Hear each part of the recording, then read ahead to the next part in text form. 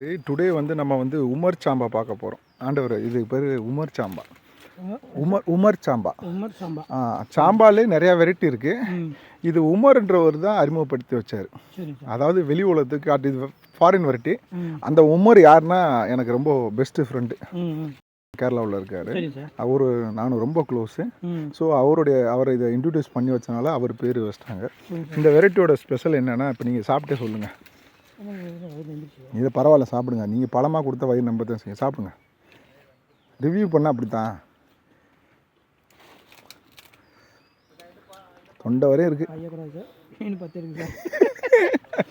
So Umar Samba பொறுத்த வரைக்கும் நல்ல மதுரமும் இருக்கும். நான் அது கையில் வச்சுருக்கிறது மக்கோட்டா தேவா. இது வந்து வாட்டர் ஆப்பிள். எப்படி இருக்குன்னு பாருங்கள். இது ஆக்சுவலாக ஒரு ஏர் லேயர் பதியும். அதனால் நல்லா மரமாக போகாமல் புஷ் டைப்பில் புதர் டைப்பில் இருக்குது. இது நல்லா பழுத்தா தான் கொஞ்சம் கலர் வரும். எனிவே இது கொஞ்சம் ரெட்டு இனத்தை சேர்ந்தது தான். ஃபியூர் ரெட்டுன்னு சொல்ல முடியாது. நம்ம தோட்டத்தில் இருக்கிறது ஃபியூர் ரெட்டு. ஸோ இதுதான் நல்ல பழுத்த பழம்.